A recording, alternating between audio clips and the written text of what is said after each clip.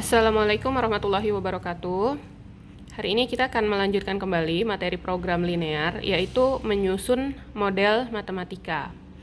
Jadi dalam menyelesaikan permasalahan program linear, yang pertama harus kita lakukan adalah menyusun model matematika. Jadi kita mengubah kalimat dari kalimat biasa seperti ini, bagaimana menjadi kalimat matematika, atau kita sebutnya sebagai model matematika. Nah, langsung saja kita lihat contoh di sini. Seorang pedagang sepatu mempunyai modal 8 juta. Ia merencanakan membeli 2 jenis sepatu, sepatu pria dan sepatu wanita. Harga beli sepatu pria adalah 20.000. Ini 20.000 ya. Harga beli sepatu pria adalah 20.000 per pasang, dan sepatu wanita harga belinya 16.000 per pasang. Keuntungan dari penjualan sepatu pria dan sepatu wanita adalah berturut-turut 6.000 dan 5.000. Mengingat kapasitas kiosnya, ia akan membeli sebanyak-banyaknya 450 pasang sepatu. Buatlah model matematika yang sesuai dengan persoalan ini. Baik, kita jawab. Di sini kita hanya diperintahkan untuk membuat model matematikanya saja ya. Pertama, kita tentukan dulu variabel X dan variabel Y. Di sini kan ada dua ya. Ada sepatu pria dan sepatu wanita kan. Nah, berarti misalnya X adalah sepatu pria, banyak sepatu pria. Sedangkan Y-nya banyak sepatu wanita. Nah, gini ya. Persoalan ini bisa untuk kita ubah ke model matematikanya, bisa kita gunakan bantuan tabel. Kita bisa gunakan bantuan tabel.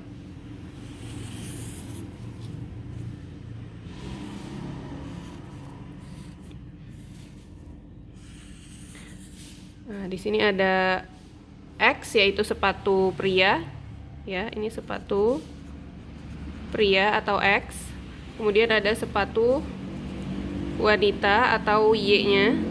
Nah, kemudian di sini ada tadi kan dia bilang ada kapasitas kios. Kemudian kan yang terbatas juga ada modalnya ya. Kapasitas atau modal juga bisa kita jadi batasan gitu. Nah, kemudian di sini kita mulai dari banyaknya sepatu dulu. Kalau kamu perhatikan, di sini dia katanya gini, mengingat kapasitas kiosnya, ia akan membeli sebanyak-banyaknya 450 pasang sepatu. Artinya, banyaknya sepatu pria kan X, banyaknya sepatu wanita kan Y, ya kan? Banyak sepatu pria sama banyak sepatu wanita yang muat di kiosnya dia itu paling banyak 450 pasang. Jadi kapasitasnya hanya 450 pasang. Gitu. Jadi sepatu pria X, sepatu wanita Y, kapasitasnya adalah 450 pasang. Ini untuk kapasitas. Kemudian ada modal di sini kan? Ada modal atau harga belinya. Harga beli. Nah, hati-hati nih harga beli ini ya. Harga beli tadi kalau sepatu pria nih. Sepatu pria harga belinya 20. Nih, harga beli sepatu pria 20.000. Berarti sepatu pria 20.000 X. Kan sepatu pria X, harga belinya 20.000. Jadi 20.000 X. Sedangkan sepatu wanita harga belinya 16.000. Berarti 16.000 Y. Nah, buat belanjanya kan pakai modal yang dia punya kan. Sedangkan modalnya dia 8 juta. Berarti di sini modalnya ada 8 juta. Nah, kemudian ada lagi di sini ada keuntungan katanya. Keuntungan dari penjualan sepatu. Sepatu pria dan sepatu wanita 6.000 dan 5.000. Berarti untuk sepatu pria dia dapat 6.000 keuntungannya. Keuntungan sepatu pria 6.000, berarti 6.000 X. Sedangkan sepatu wanita keuntungannya 5.000 Y ya. Karena di sini kan keuntungan penjualan sepatu pria dan sepatu wanita berturut-turut. Berarti ini sesuai aja sepatu pria dan sepatu wanita. Berarti 6.000-nya sepatu pria, 5.000-nya sepatu wanita. Nah, kalau sudah dibikin ke bentuk tabel seperti ini, ya tadi kan banyak sepatunya, muatnya 450 kiosnya. Kemudian harga beli sepatu pria 20.000, sepatu wanita 16.000, modalnya 8 juta. Nah, ini kita tulis ke dalam bentuk pertidaksamaan. X ditambah Y. Sepatu yang pertama, sepatu pria ditambah sepatu wanita, jumlahnya muatnya cuma 450. Artinya tanda pertidaksamaannya adalah kurang dari sama dengan 450. Kenapa kurang dari? Karena kiosnya hanya muat 450. Coba kalau lebih dari 450 jumlah sepatunya, nggak muat kan di kiosnya. Jadinya pakai pertidaksamaannya kurang dari sama dengan 450. Karena kalau lebih nanti kiosnya tidak muat gitu. Kemudian yang kedua, harga beli atau modalnya 20.000 X ditambah modal sepatu prianya 16.000 Y. Nah, ini juga sama, modal yang dipunya 8 juta. Berarti kan modalnya kurang dari sama dengan 8 juta. Kenapa kurang dari? Ya kamu bayangkan saja kalau belanja sepatunya lebih dari 8 juta, ya nggak cukup modalnya. Karena modalnya hanya ada 8 juta yang dimiliki. Jadi tandanya kurang dari sama dengan. Karena kalau lebih, ya nggak cukup modalnya. Kan modalnya cuma ada 8 juta kan. Nah, bentuk ini juga bisa kita sederhanakan supaya tidak terlalu besar angkanya. Coret dulu, nolnya bisa dicoret 3 nih kan. Coret 3, coret 3, coret 3. Nah, gitu ya. Jadi 20X, 16Y, 8.000. Kalau masih bisa disederhanakan boleh. Misalnya kalau ini kan bisa dibagi 4 semua ya. Yang habis membagi semua gitu. 20 bagi 4 kan 5. 16Y dibagi 4 jadi 4Y. 8.000 dibagi 4 berarti 2.000. Nah, gini. Jadi disederhanakan bentuknya. Kemudian lagi, nah kalau keuntungan ini kan tidak ada batasannya ya. Ini karena ini bukan jadi modelnya, nanti ini buat jadi fungsi objektifnya nih, yang keuntungan. Jadi dia bukan jadi fungsi, ini disebutnya namanya fungsi kendala. Nah, ini nanti yang 6.000X dan 5.000Y ini buat fungsi objektif. Ya, jadi yang pertama dari banyak sepatunya, kemudian dari harga belinya atau modalnya. Nah, kemudian yang ketiga, tadi kan X itu menyatakan banyak sepatu pria, Y itu menyatakan banyak sepatu wanita. Maka tidak mungkin nilai X dan Y itu negatif. Ya, karena sepatu kan tidak mungkin jumlahnya negatif. Kalau sepatunya tidak ada aja, kalau sepatunya nggak ada aja berarti kan dia 0 kan. Jadi nggak mungkin jumlah sepatu itu negatif, artinya X lebih besar sama dengan 0 karena dia tidak mungkin negatif. Jadi X lebih besar sama dengan 0. Y-nya juga begitu, sepatu wanita juga lebih besar sama dengan 0 karena tidak mungkin dia bernilai negatif. Kan jumlah sepatu ya, jumlah sepatu tidak mungkin negatif. Nah, inilah yang disebut dengan fungsi kendala. Jadi kesimpulannya, model matematikanya itu yang pertama ada X plus Y. Yang pertama tadi ada X plus Y kurang dari sama dengan 45, mohon maaf. X plus Y kurang dari sama dengan 450, ya. X plus Y kurang dari sama dengan 450. Kemudian yang kedua tadi 5X plus 4Y kurang dari sama dengan 2000. Nah, ini jangan sampai ketinggalan. X lebih besar dari 0 dan Y lebih besar dari 0.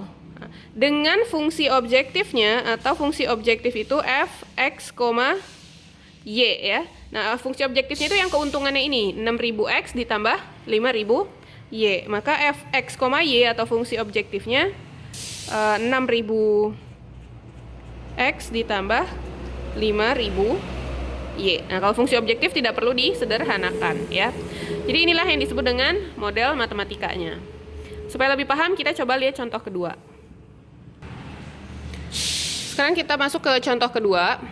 Seorang peternak sapi setiap harinya membutuhkan 2 jenis makanan sapi. Makanan jenis 1 dalam 1 kg mengandung 9 unit bahan A dan 3 unit bahan B. Sedangkan makanan jenis 2 dalam 1 kg mengandung 3 unit bahan A dan 18 unit bahan B. Setiap hari seekor sapi membutuhkan sekurang-kurangnya 27 unit bahan A dan 30 unit bahan B. Jumlah makanan jenis 1 dan jenis 2 untuk seekor sapi setiap harinya minimal 5 kg. Harga tiap kilogram makanan jenis 1 1.000 dan makanan jenis 2 adalah 2.000. Buatlah model matematika untuk masalah program linear tersebut agar biaya makanan sapi jenis 1 dan 2 setiap harinya semurah-murahnya. Ya. Sama seperti tadi, pertama kita tentukan dulu variabelnya, X dan Y-nya. Di sini kan ada makanan jenis 1 dan makanan jenis 2 ya. Ya kan? Berarti X-nya jumlah makanan jenis 1, Y-nya makanan jenis 2. Ya. Kenapa bukan yang ini saja nih, bahan A dan bahan B yang jadi X dan Y-nya? Kita bisa juga patokannya dari yang ada harganya nih, yang paling terakhir tadi. Harga tiap kilogram makanan jenis 1, makanan jenis 2, ya kan? Makanan jenis 1 1.000, makanan jenis 2 2.000. Buatlah model matematika untuk masalah program linear tersebut agar biaya makanan sapi jenis 1 dan jenis 2-nya setiap hari semurah-murahnya. Di sini sudah kelihatan ya. Jadi X dan Y-nya. Ya. Jadi bukan yang di sini kan diketahuinya bukan harga unit bahan A dan bahan B, bukan, tapi makanan jenis 1 dan jenis 2. Maka ini jadi X dan Y-nya itu makanan jenis 1 dan makanan jenis 2. Kemudian bisa juga dengan bantuan tabel ya, seperti tadi. Atau kalau misalnya tanpa tabel sudah langsung bisa menyusun modelnya pun juga tidak masalah. Jadi tidak wajib pakai tabel. Ya, di sini bisa tadi kapasitasnya ya. Kapasitas, atau kalau yang soal pertama tadi kan modal, kalau di sini kan dia kebutuhan si sapinya. Berarti kebutuhan kita boleh juga tulisnya. Tadi ada makanan jenis 1, ada makanan jenis 2 sebagai X dan Y-nya. Nah, sekarang kita mulai dari ini dulu deh. Kebutuhan si sapinya, banyak makanannya. Tadi di sini gini, jumlah makanan jenis 1 dan jenis 2, jumlah makanan jenis 1 dan jenis 2 untuk seekor sapi setiap hari minimal 5 kilo. Berarti makanan jenis 1 kan X, makanan jenis 2 Y. Ya kan? Si sapi ini membutuhkan seharinya tuh 5 kilogram. Gitu ya. Dan pastikan satuannya sudah sama, kilogram. Ini juga tadi kan 1 kilogram nih, kilogram. Jadi harus disamakan penyebutnya, satuannya. Satuannya harus disamakan. Jadi kalau kilogram, kilogram semua. Kalau ons ya harus ons semua. Kemudian ada di sini kandungan dari makanan jenis 1 dan jenis 2 itu ada kandungan. Nah, ini baru kandungannya ada bahan A, ada bahan B. Kandungannya ada bahan A, ada bahan B. Nah, makanan jenis 1 dalam 1 kg mengandung 9 unit bahan A, 3 unit bahan B. Makanan jenis 1 9 unit bahan A dan 3 unit bahan B. Berarti makanan jenis 1 bahan A-nya 9X berarti. Makanan bahan B-nya ada 3 tadi kan, 3 unit berarti 3X. Ya, ini kan jenis 1 semua, jadi X semua ya. Bahan A-nya 9X, bahan B-nya 3X. Sekarang ke jenis kedua. Makanan jenis kedua dalam 1 kg mengandung 3 unit bahan A dan 18 unit bahan B. 3 unit bahan A dan 18 unit bahan B yang di makanan jenis kedua. Berarti Y kan? Bahan A-nya di jenis kedua ada 3, berarti 3Y. Kemudian ada 18 unit bahan B. Y, karena ini jenis kedua, jadi Y semua variabelnya. Sekarang kita lihat kebutuhan sehari si sapinya nih. Setiap hari, seekor sapi membutuhkan sekurang-kurangnya 27 unit bahan A sama 30 unit bahan B yang diperlukan sama sapinya itu. Bahan A-nya 27, berarti kebutuhan untuk bahan A yang diperlukan 27. Kebutuhan bahan B yang diperlukan seharinya 30 unit. Nah, terakhir tinggal yang biayanya. Makanan jenis 1 biayanya 1.000. Makanan jenis 2, 2.000. Berarti 1.000 X sama 2.000 Y. Nah, oke. Dari sini tinggal disusun saja. Untuk banyaknya dulu. X tambah Y. Kan ini kebutuhan yang diperlukan 5 kilo sehari. Ya kan? Kebutuhan makan sapinya itu sehari 5 kilo. Minimal 5 kilo. Kalau minimal kan sekurang-kurangnya 5 kilo gitu kan ya. Atau boleh juga lebih dari 5 kilo. Artinya X plus Y-nya harus lebih besar sama dengan 5. Kenapa harus lebih besar? Karena kebutuhannya kan 5 kilo. Berarti kalau kurang dari 5 kilo, kebutuhan dia nanti tidak terpenuhi. Jadi kebutuhannya harus terpenuhi atau lebih dari itu. Makanya X plus Y-nya lebih besar sama dengan 5. Kalau sini tidak perlu disederhanakan ya, sudah tidak bisa. Ini juga sama. Untuk bahan A 9X tambah 3Y, dia juga butuhnya sehari kan 27. Ya berarti tandanya juga lebih besar sama dengan 27. Karena kalau kurang dari 27 nanti kebutuhan makannya atau kebutuhan gizinya tidak terpenuhi. Makanya lebih besar sama dengan 27 gitu ya. Bisa disederhanain ini ya. Kita bagi 3. Jadi 9X kalau dibagi 3 kan 3X. 3Y bagi 3 kan Y. Kalau 27 bagi 3 9. Yang ketiga berarti sekarang yang bahan B-nya, kebutuhan bahan B 3X plus 18Y. Ini juga ya, karena kebutuhannya 30, berarti harus lebih besar sama dengan 30. Kita bagi juga bagi 3 juga ini ya, bisa disederhanakannya ya. 3X bagi 3X, 18Y bagi 3 6, 30 bagi 3 berarti 10. Kemudian jangan lupa makanan jenis 1 dan jenis 2 tidak mungkin negatif kan? Jadi X-nya lebih besar sama dengan 0. Y-nya juga lebih besar sama dengan 0. Nah, jadi kesimpulannya kita tulis nih.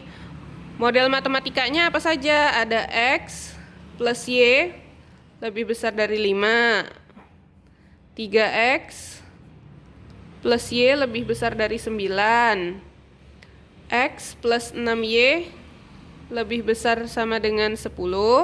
X lebih besar dari 0 dan Y lebih besar dari 0. Ini nggak boleh ketinggalan ya. Kemudian fungsi objektifnya berarti dari si biayanya, harga makanannya. Fungsi objektifnya 1000X ini ya, tambah 2000 Y. Nah, inilah dia model matematika. Jadi tandanya ini nggak boleh sembarangan, harus diperhatikan bagaimana kalimat di dalam soal ceritanya itu. Jadi kita harus menganalisis soalnya ini, ya. Sampai di sini dulu.